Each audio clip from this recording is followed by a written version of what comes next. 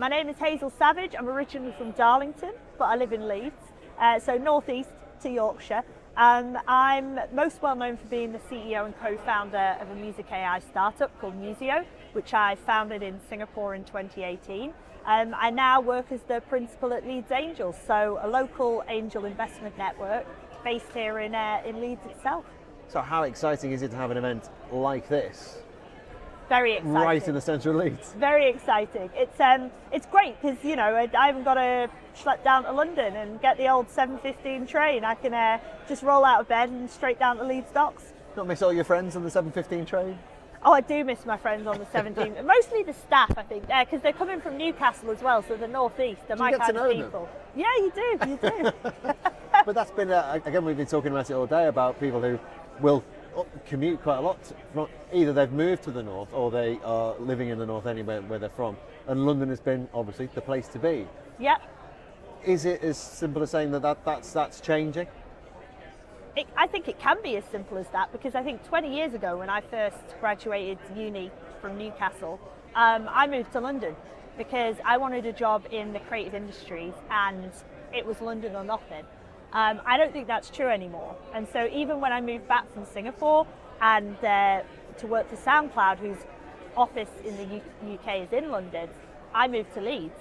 And because we were only in the office 1 or 2 days a week, I would just get the train down to 7:50 and then stay over or get the train back the same night. That's 9:33 back. So it's perfectly doable. And you know, it's a 4-hour round trip. You wouldn't want to do it every day.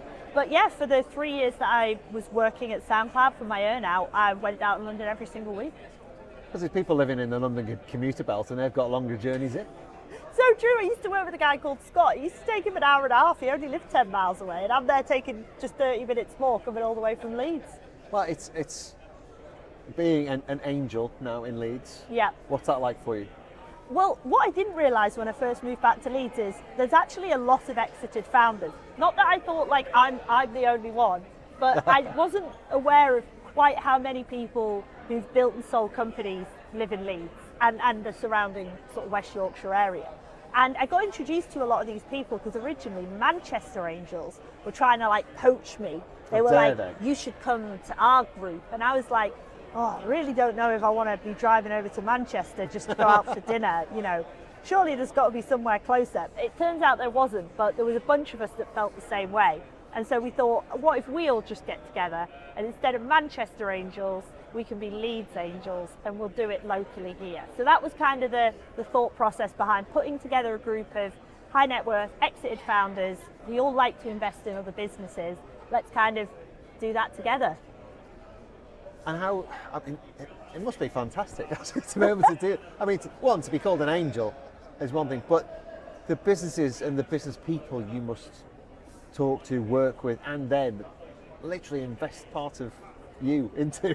Yeah. How it must be so rewarding. You just reminded me of a memory from years and years back of I used to play in an all-girl punk band, but I used to go to a lot of punk shows as well. And there was a band I absolutely loved, and I bought the CD, and they signed it afterwards. And he went, "What's your name?" And I was Hazel. And he's like, "Angel." Hey. Angel. So I've got this CD signed to Angel, and I actually thought, I would like that as a name. Actually, that would be cool, having that as a first name. So kind of now I do get to have the title Angel. But yeah, so Angel Investor. It just means that I get to, you know, take some of the money that I earn through having a successful exit and put that back into the next generation of companies I believe in. And something else that's really important for me is of the 11 investments that I've done, 50% are female founders, 50% are black founders. That I want the next generation of entrepreneurs to be more diverse than the previous. And how much do you actually, having been angelic, are you hands-on in that way, or is? It depends. So I can be, and it really depends on what the founder is looking for or what they need. You know, so as an example, I'm an investor in the first investment I ever did while I was still in Singapore was a great music tech company based out of San Francisco called Audio Shape. What they do is they do source separation. They take a single song, and they break out the drums, the vocal, all the instruments. And they kind of had a breakthrough in this technology that no one else had had. And the founder, Jessica, is so impressive. she does not need my help. She was like a VP at Google for 11 years before she did this. So I call her for advice. She's very smart. So she kind of doesn't really need my advice too much. But then I might be working with another founder who, you know, is in their early 20s and this is the first thing they've ever done. And they'll ring me up and they'll have all sorts of questions. And I love it because I'm like, oh, I know this one. I'm like, this happened to me. I tell you exactly what to do. So it really varies. And to be able to do it locally. Right. You know, in Yorkshire, not far from home. From home, quite From often. home. Phone rings, there I am in Headingley. How can I help? So in that way, there are people who, obviously you're investing in people, you're investing locally. There are people out there who are running businesses 24/7, maybe even longer than that. Yep. Or it feels like that, who don't even know that they are investable in. Yeah. What's your message to them?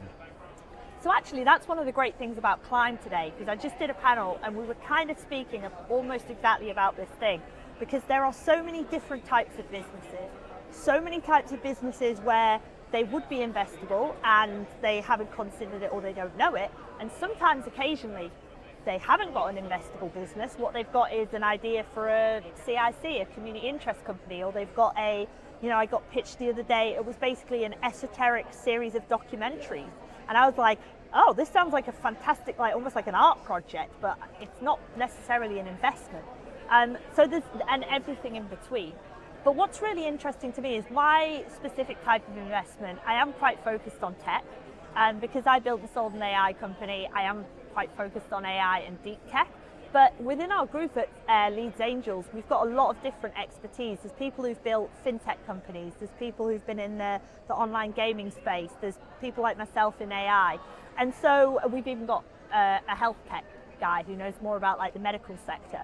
So really focusing on who are the right investors and who can I get the right advice from. I actually think that's one of the great things about Climb, because you're going to be able to find people who know a bit more about your area of expertise, and really narrowing it down is at least the best place to start. Because a lot of founders, a lot of people who run businesses may well think, well, I just run a business. I make something, I sell it. Yeah. Now, is that an investable opportunity? Sometimes yes, sometimes no. And actually, there's nothing wrong with that. You can build a business. You know, you could open a bakery or a coffee shop just to sell enough coffee and cakes to pay the staff, and maybe a little bit in the ISA, and that's fine. That's a good enough business. You don't have to say, I'm going to implement AI into this bakery and I'm going to raise $1 million. You don't have to do that. You know, that's sometimes we're misled a little bit by, you know, investors and this talk about big money. I don't know if you've ever seen the TV show Silicon Valley. It's kind of a bit of a pastiche on the whole thing. Yes. But the favorite line from that is the triple comma guy who goes, I don't want to make a little bit of money all the time. I want to make a ton of money all at once. And that's what investing is. Yeah. And so, but what we need to remember is that is just one way to do it, right? And that's how I did it, because I built an AI company and it's very capital intensive. You need to raise a lot of money to be able to do it. But there are perfectly good other ways. You know, I'm working with a business out of Berlin at the minute in the AI space, but they've just got to 5 million in yearly revenue without ever raising money. And, you know, so do they need to raise money? Maybe not. What would be the value of them going out and raising $1 million when they're already at 5 million in revenue? So you have to look at the unique circumstance, I think. Does it have to be something, I mean, maybe it will be for you, but something innovative? That someone needs that spark to grow. So you need the investment literally to make. So if you have got your bakery, you've invented the cronut.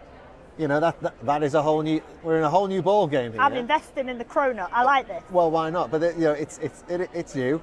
People like it. But Yeah. In the same way, are you looking specifically for someone who's got something maybe? That spark. Yeah, you do look for the spark in people, and you do look for an energy in someone who's got a passion, someone who's, you know, why have they decided to do this specific thing that they're doing? And I did music technology because I am a failed rock star. You know, I did play in that all-girl punk band when I lived in London. I know what it's like to be a musician. I've done the hard yards, and actually that's the bit I enjoy. So it makes sense. You know, my first ever job was I used to work at a record store. We used to work at HMV. And when I can tell investors, that I was the person stacking the shelves at 18 years old, and now I'm the person who knows how streaming works. You create a believability that people want to invest in versus someone else, I don't know, fresh out of a PhD, never worked in music, but they've got the same tech. People want that believability. They want to know that you understand what you're doing. So the personality is always a component. And obviously those people are here. It is a resource here in Leeds, in West Yorkshire. Yep. That's one of the phrases of the day again. Barely scratch the surface of the possibilities in this area. Right. And another thing as well, to use another analogy, is what a lot of investors are often looking for is, I don't want to give someone 10 grand of my money so that they can put it in their back pocket and use it to pay their rent, pay their salary, and just see if something works. What investors want to put 10 grand in is something that feels like a rocket ship. So and I know that they're just going to take my money and they're going to use that to just fuel the growth. Really exciting. So I often say it's like investors want to give you the money for the rocket ship fuel. They don't want to give you the money for the rocket ship. You kind of should already have at least a blueprint of the rocket ship, not to push the analogy to its extremes. But yeah, it's not about, I don't want to give you money to just experiment. I want to give you money because you know that you're going to accelerate. Keep on doing that. It's fantastic. Yeah. Thank you for joining us. Really Thank appreciate you so that. much. Thanks for having me.